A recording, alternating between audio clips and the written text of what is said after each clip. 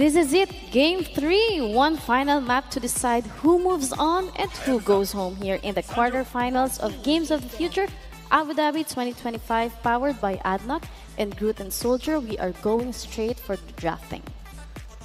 Soldier? To be honest, for RRQ, the bands, Helda and Hayabusa, interesting bands, to be honest, the Groot.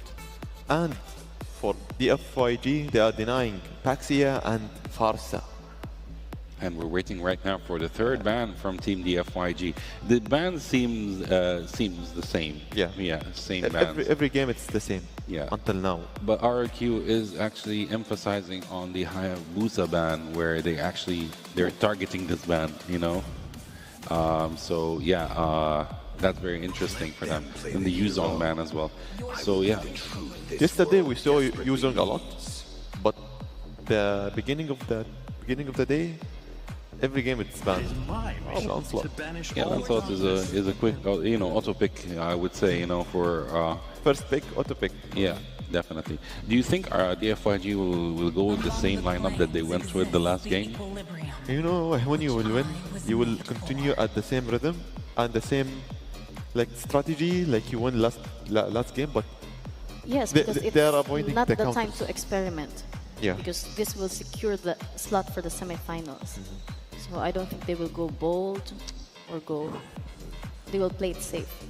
Wow. But we can see right now, Yizong right now, a pick which was not there the previous game, since Akai was the jungler the previous game. So I think they're going all in this. They're going for the damage. But I'm not sure if Long would actually pick Moskov again for this match.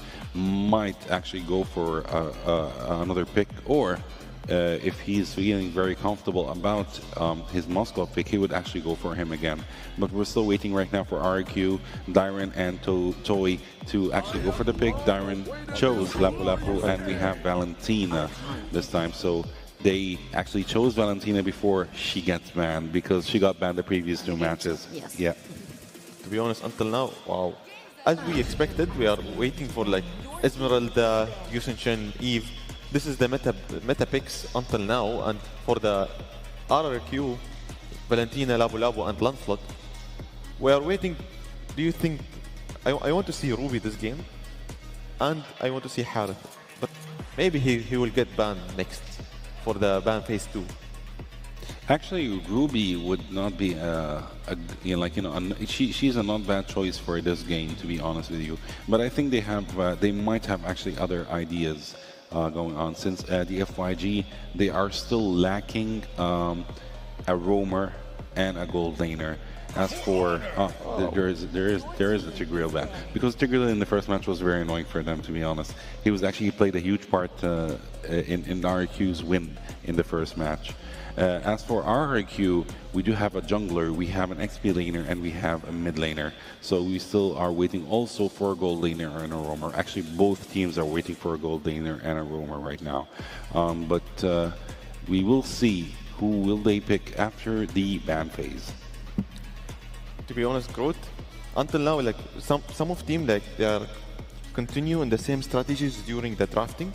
We will choose the meta picks first, then we will choose our favorite picks like Harith. It got banned. So when you are continuing the same strategies, some strategies some of teams they have strategies during drafting, because they are forcing some picks and they are denying some picks. So if you have out of picks, you will go forcing your main, or your last time we saw Moscow.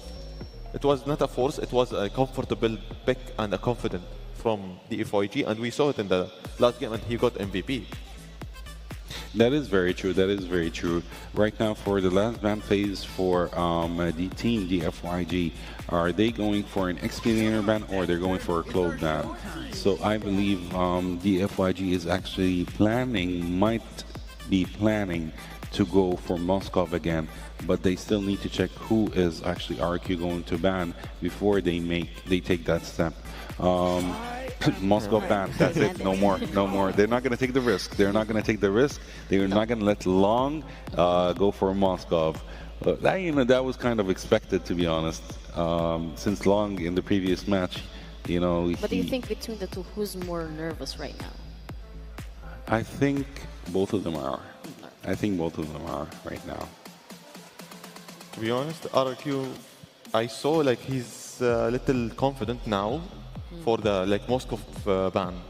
Like I deny it. Like you dominate last game, but now you don't have any cards until like if you have a pocket pick. Wow. Well, get to get.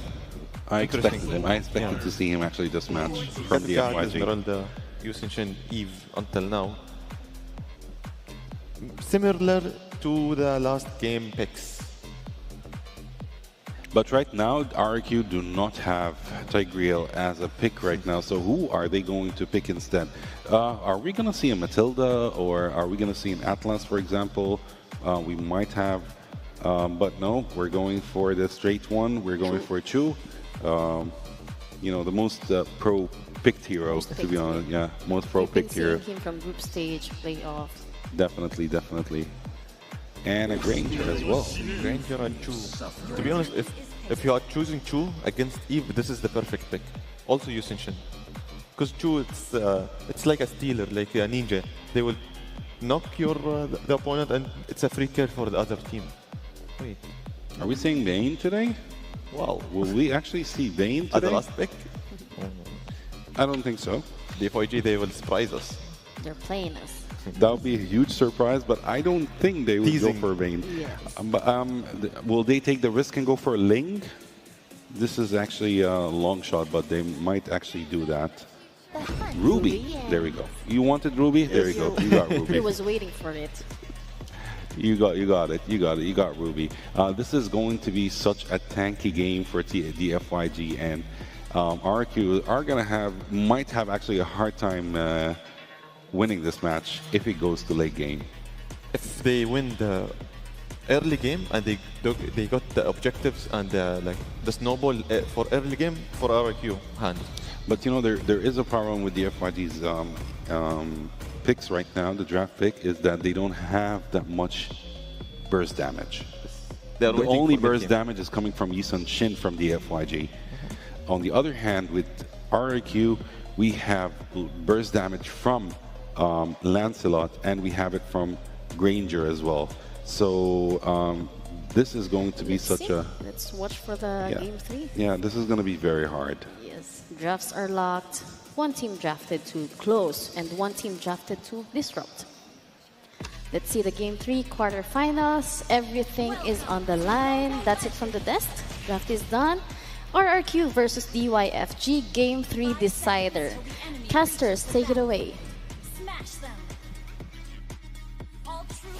Game number 3, and we're back with Sutsujin on the Lancelot and Super Ken on this Yisun Shin.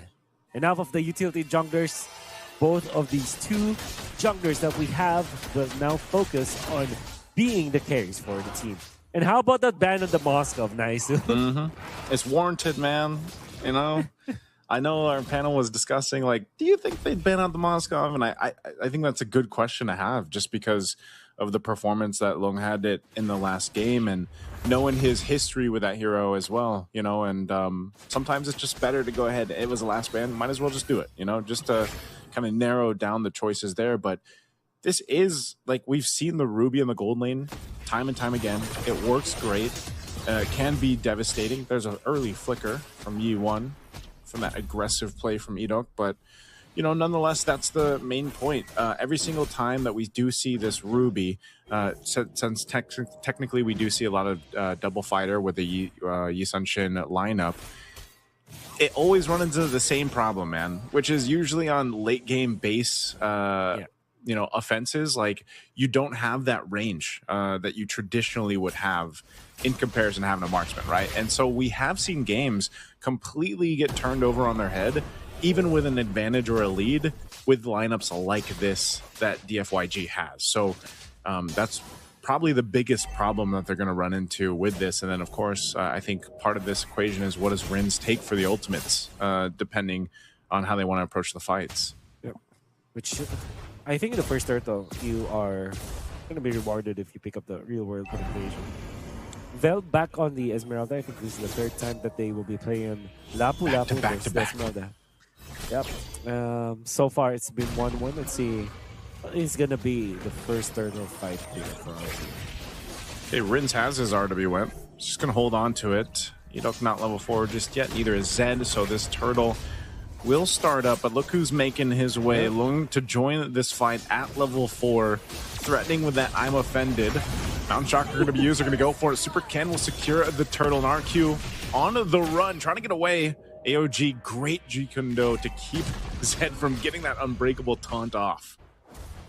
Long, you know, it's sometimes so good to see like a good flicker, I'm offended play, or you go to the backlines as the Ruby and get the surprise second skill into the ultimate. But you saw what Long did. He's literally casually walked in front of the members of RRQ HOSHI, inside the turtle pit, nailed the I'm offended on the perfect target. DFYG casually took that first turtle in front of RRQ HOSHI. Like it's nothing. Like it's target practice for them. That is... It's long, man. It's the long effect. It's the long effect. You know, right now, DFYG is going to take the fight. They take out Edok so quickly, and Vel potentially going to be next here in the trade. Dyron isn't able to get it, so Rins falls, and now another big pickup for DFYG as they find 2. Oh, what happened to RRQ HOSHI? It seems like all the fight in them just petered out. Vel, can you survive this? Nah. Good thing it's Sitsujin to collect that kill. They also denied a cart away from the Esmeralda, so this is going to be massive for RRQ HOSHI. I think that they will probably reduce the gold deficit into just 1,000 gold after that. Especially because Toy is now double laning. But man, I do hope that for RRQ HOSHI, for game number 3, they don't lose out on GOTF just because of that. Just because they're allowing DFYG to take out their members so easily, so casually. There will be another turtle going to be coming here. It's expanding rivers. So that's also why Long was able to get into that first turtle so easily. From the top to the mid to the bottom lane. And it's also going to be the way for DFYG to connect around this turtle area. Looks like here the play around this turtle, fighting up top in that gold lane, but they are going to go ahead and let DFYG take this out. I think Edok's going to look for the kick, and he does just that as he's able to find Lung. Lung trying to get away, won't be able to escape the shot coming out from Toy. As a kill's picked up, Rins is still going to survive. A Landshaker drop down on Vel. But turtle for the taking now. You have Sutsujin going to clear that mid and then making his way up for this objective. He'll grab the Lithwander. Turtle's going to be next, but Lung's back up. He can actually join this in, and they can stall this out, so no one's going to claim the turtle just yet. Yeah. It's going to be on duty of clearing the waves, but it seems like DFYG wants to rush this time. I think that they have found an opening against RRQ HOSHI. Yep, they do. And they kind of feigned that they will not take the turtle, and then that actually prompted Sutsujin to just go to the bottom lane. If RRQ HOSHI does not push, and they will not be able to push because Vel is here, and by the way, Expanding Rivers also have them in that scenario. DFYG again, it takes something so casually over RRQ HOSHI, and even that Crammer, dude. DFYG are taking and stealing candies away from RRQ HOSHI. Yeah, Super Ken, like you said, you know, he's got a ton of experience playing against Sutsujin here in the past, and, you know, it shows. DFYG holding on to that 2,000 gold lead right now. Nothing major, but it is still something, and that could be the reason why RRQ HOSHI decided not to fight into that second turtle. You know, they want to give themselves a little bit more time to scale up and build up here. And especially for Toy, this Granger, as we know, is going to take a little bit of time to go ahead and scale up. And I can't remember. I think if we take a look at the items, I think he did get the Sky Piercer recently, but he's going to deal with this pressure now in his lane. DFYG wants to take this tier 1 turret, and you see what's happening here. Well, if they want to take a turret, you just send a few dudes, and they'll be able to get it because of this the threat that this lineup has. RRQ HOSHI has to really think about their mid-game and their late game right now, because I feel like DFYG, they continue on taking things away from RRQ HOSHI, like the neutral objectives as well as the turrets. It's going to be a walk in the park for them to end this game. Especially because they also have good late game. I mean, of course, they don't have a marksman for DFYG, but this is still a Yi Sun-shin. I think Yi Sun-shin is a marksman if you think about it. But again, there is a lot of ways for DFYG to end this game at any stage. So if RRQ HOSHI does not find an opening for Sutsujin to wreak havoc as well as find the timing for Toy to be activated, this is going to be DFYG advancing in this playoff. See what happens. They have control of the turtle right now. I think still RRQ HOSHI doesn't want anything to do with these turtles. He's just being zoned out by Vel, actually. So great choice there for Vel, but they are going to trade it objectively as that tier 1 up top is pushed down by Toy. So at least RRQ HOSHI kind of getting what they can. That seems to be the whole case. You know, they can't fight, at least for now. So you might as well grab some space to work with on the map. Get some objectives if you can. But I'm just worried because the way things have gone in the past, 8 minutes, basically, I don't know if they're going to be in a position to actually contest against the Lord unless they somehow get an advantage. That advantage would come mainly through Edok getting a kick and then giving them the numbers advantage in a team fight. But right now, it just seems to be pretty difficult. Yeah, he does have the Sky Piercer, Counter-Strike, but he's working on his next item here. Oh, Bell, is he going to get caught? Nice Landshaker to stun. AOG comes down. Good pickup for Toy to take as he has the Sky Piercer. A little bit of trade in the mid. Oh, the Mountain Shocker will be able to take out Sutsujin as Super Ken gets a solo kill. And now they traded out the 1-for-1. But definitely a difficult game for Sutsujin here. Wow, Vel, I was really wondering what he was trying to achieve in there. They tried to cut the waves very nearby the turrets of RRQ HOSHI. But it turns out to be good because Yi1 was there to counteract with the E's ultimate. They also did force Rin's ultimate to copy the real-world manipulation. But I think the bigger kill was onto Sutsujin. And not only that, nice, they actually take a turret in the mid lane, a turret in the bottom lane, on top of a kill onto the jungler of RRQ HOSHI. And all of a sudden, they're up by 3.8k gold. RRQ HOSHI are just not finding a break in this game. Whereas DFYG, they're just getting everything in their hands. Super Ken, if you give this guy a hero that he can be successful with, and if you set up the Yi Sun-shin for success, you can see that Super Ken is more than able to deliver. Now it's going to be up to how RRQ HOSHI will contest this Lord. Yeah, I guess they're going to go for it. Conceal is going to be used just to push into this territory here. DFYG healthily ahead right now of RRQ HOSHI. I'm not sure if this fight does break out, how it's going to go for RRQ HOSHI. They might just, even if they go for a kick for Edok, like, who do you go for? Who do you kick? Yi1 isn't even giving you an opportunity to kick him as he's got the flicker even available. So, it's really difficult for this Cho to find that window of opportunity. And that's why all these objectives has been basically no contest. Another one going to DFYG. They might force a fight here around the 2-2 turret. Look at Vel, third time on this Esmeralda, having a much better game than he's had previously, as he just goes and leads the charge in. Dyron gonna jump in as well. Solo, he does get out. Luckily, they still have these holy defense shields as well, but the waves are gonna be pushing in, working on these tier 2 turrets.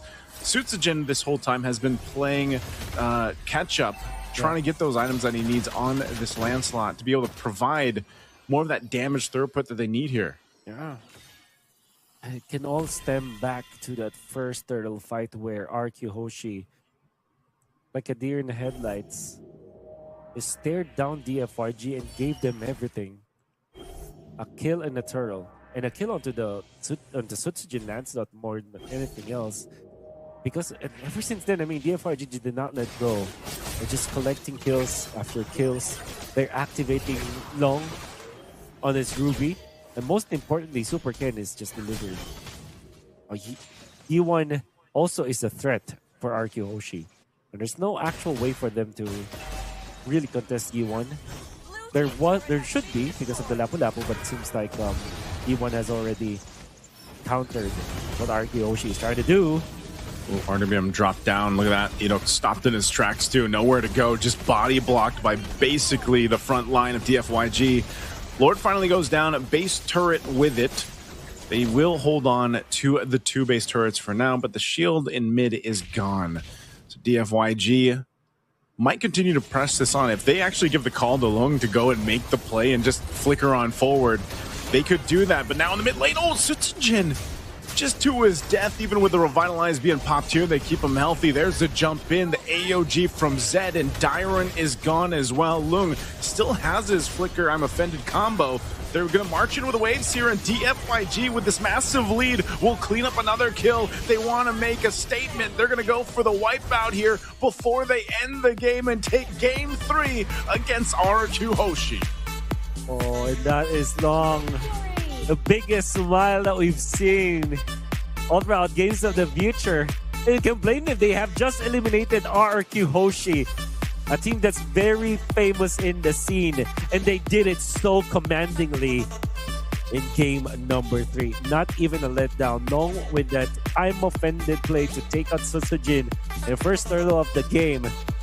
And eventually they stole it to them, eliminating this RRQ HOSHI from Indonesia. GG's, of course, RRQ HOSHI. Still a pretty good game number 1 that we've seen from them, and I'm sure that we can hear more from our friends from DFYG pretty soon. Absolutely now, incredible. One more time, give it up to the winning team, DFYG!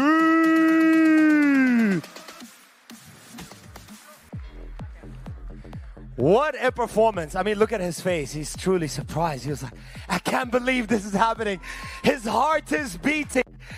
How does it feel? You know, you guys took a loss in the first map, and then you recovered back up to win the title, and now off to the semifinals. I'm very shocked because this is the first time China get top 4 in semifinals. Amazing, amazing. You guys have done such an incredible job. Listen, if there is one team out there in the tournament that you would like to compete, who would it be? Onyx ID. All right, amazing. Listen, since we started the tournament, I've not heard the crowd going this wild like today.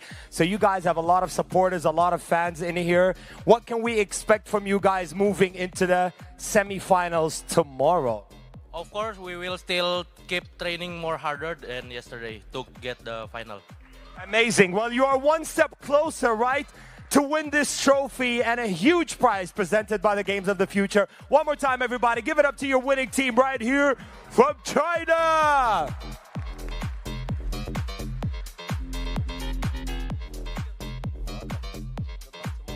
Changing as well. So I'm waiting. I need to see the full picture until end of day. But good, looking at the statistics right now, what stands out most to you? As everyone can see, like, you know, DFYG is actually almost dominated the entire match with total gold of 1,000 gold, almost 42,000. 7 towers destroyed, 1 Lord slain. They just needed 1 Lord to get the win on RRQ, which is quite amazing. They cared about the objective. They got 3 turtles, although they sacrificed some of their towers, actually 2 of their towers for the 3 turtles, but they were very objective oriented, which is quite amazing.